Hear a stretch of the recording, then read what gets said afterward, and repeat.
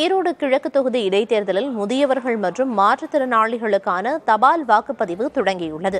கூடுதல் விவரங்களை செய்தியாளர் மணிகண்டன் வழங்க கேட்கலாம். மணிகண்டன், தபால் வாக்குகளை பெறுவதற்காக என்னென்ன ஏற்பாடுகள் எல்லாம் செய்யப்பட்டிருக்கு? கூடுதல் விவரத்தை பதிவு பண்ணுங்க.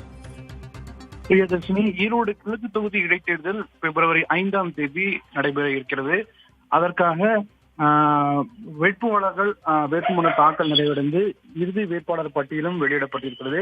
அந்த வகையில் தற்போது 46 வேட்பாளர்கள் களத்தில் இருக்கின்றனர். திமுகவை சேர்ந்த சந்திரகுமார் மற்றும் நாம் தமிழர் கட்சியை சேர்ந்த சீதாலட்சுமி ஆகியோர் உட்பட சுயேட்சை கட்சி வேட்பாளர்கள் என மொத்தம் 46 பேர் களத்தில் இருக்கின்றனர். இந்நிலையில் ஈரோடு கிழக்கு தொகுதி இடைத்தேர்தல் வாக்குச்சாவடிக்கு சென்று வாக்கு செலுத்த முடியாத 85 வயதுக்கு மேற்பட்டவர்கள் மற்றும் மாற்றுத்திறனாளிகளாக இருக்கக்கூடியவர்கள் தபால் வாக்குகள் செலுத்தலாம் என அறிவிக்கப்பட்டிருந்தது. அந்த வகையில் அந்த தபால் வாக்குகள் செலுத்தும் பணியானது இன்று தொடங்கப்பட்டது. இதற்காக ஏற்கனவே 12D படிவம் என்பது வழங்கப்பட்டிருந்தது. அதனை பெற்று மொத்தம் 209 நபர்கள் 85 வயதுக்கு மேற்பட்டவர்கள் மற்றும் 47 மாற்றுத்திறனாளிகள் என மொத்தம் 256 நபர்கள் இந்த 12D படிவம் வழங்கப்பட்டு அவர்கள் வீட்டிலிருந்து தபால் வாக்குகள் செலுத்துவதற்காக ஒப்புதல் வழங்கப்பட்டிருந்தது. அதன்படி இன்று 24ஆம் தேதி, 25ஆம் தேதி மற்றும் 27ஆம் தேதி ஆகிய 4 நாட்கள் காலை 8 மணி முதல் மாலை 5 மணி வரை அதிகாரிகள் குழுவினர் வீடுகளுக்கே சென்று தபால் வாக்குகளை பெற இருக்கின்றனர்.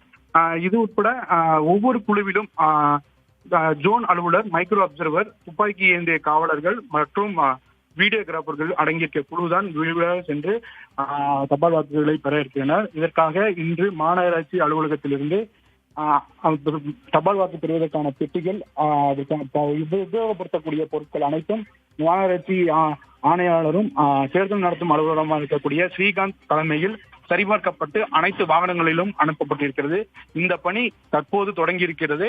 தொடர்ந்து 4 நாட்கள் நடைபெற இருக்கிறது. பிரியதர்ஷினி, ஈரோடு கிழக்கு தொகுதி இடைத்தேர்தலுக்கான தபால் வாக்குப்பதிவு தொடங்கி நடந்து வருகிறது. அது தொடர்பான பல்வேறு விவரங்களை வழங்கியதற்கு நன்றி மணிகண்டன்.